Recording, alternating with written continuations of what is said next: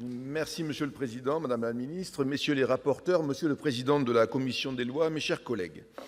Nous examinons aujourd'hui le projet de loi de programmation 2018-2022 et de réforme pour la justice et le projet de loi organique relatif au renforcement de l'organisation des juridictions.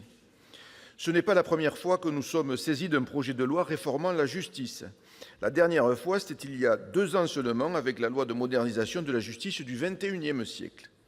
Alors que le diagnostic est connu depuis longtemps, comme les pistes de réforme possibles, la situation de la justice ne s'améliore pas, car le problème de fond est bien évidemment celui des moyens.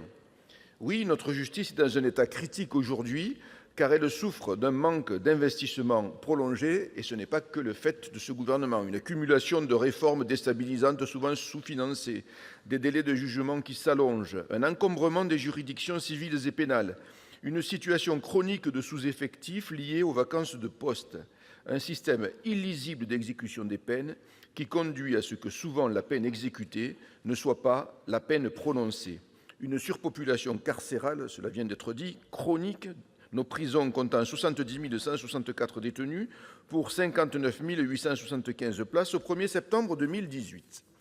Ce constat de la situation très dégradée de la justice, je le connais bien en ma qualité de rapporteur pour avis des crédits de l'administration pénitentiaire, tout comme notre commission des lois, puisqu'il a été dressé de façon très complète dans le rapport présenté le 4 avril 2017 de la mission d'information sur le redressement de la justice, présidée par Philippe Bas.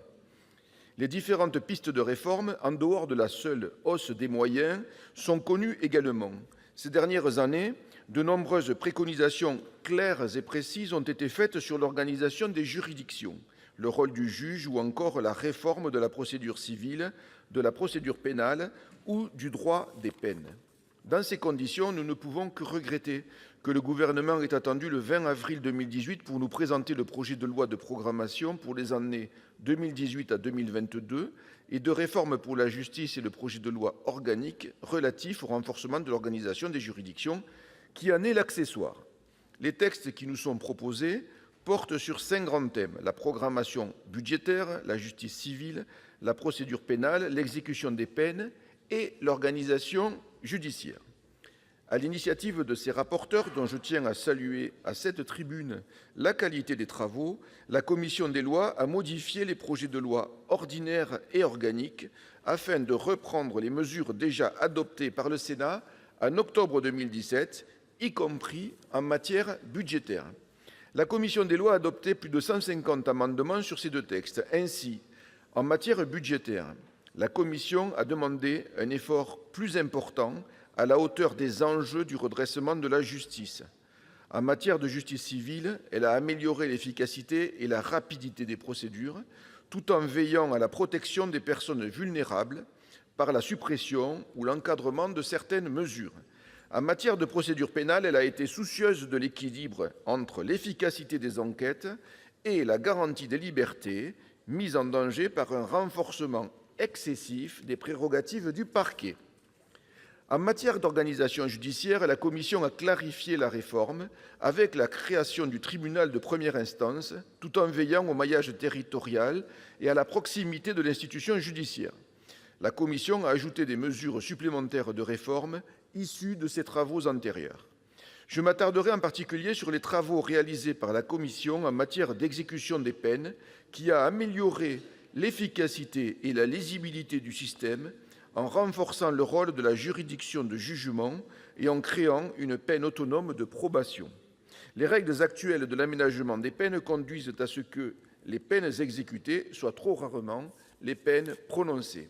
Afin d'y remédier, la commission a voulu donner à la juridiction de jugement la responsabilité de décider s'il y aura ou non aménagement de la peine qu'elle prononce par le juge de l'application des peines, voire de l'aménager elle-même, mais également la capacité de mieux évaluer la personnalité du condamné afin d'individualiser davantage la peine prononcée, conformément aux conclusions de la mission d'information sur les peines.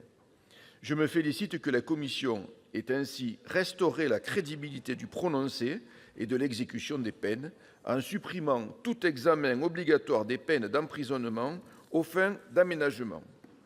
La commission a également supprimé la peine de détention à domicile sur surveillance électronique en raison de la confusion qu'elle induit et conservé le placement sur surveillance électronique. Elle a fait de la probation une peine autonome permettant au juge de la prononcer, le cas échéant, en complément d'une peine d'emprisonnement. Je me réjouis enfin que la commission ait supprimé le caractère automatique de la libération sous contrainte aux 2/3 de la peine. Concernant le plan de construction de 15 000 places supplémentaires, nous y revenons, d'ici 2022, figurant dans les engagements du Président de la République, je ne peux que déplorer son abandon puisque les ambitions ont été ramenées à 7 000 places, même si on nous dit que c'est pour, le mandat d'après, les prochaines. Aucun chantier n'étant engagé à ce jour, nous pouvons malheureusement douter que même cet objectif plus modeste puisse être atteint. Madame la ministre, mes chers collègues, le groupe Les Indépendants votera en faveur de ces deux textes ainsi modifiés et enrichis par notre commission des lois.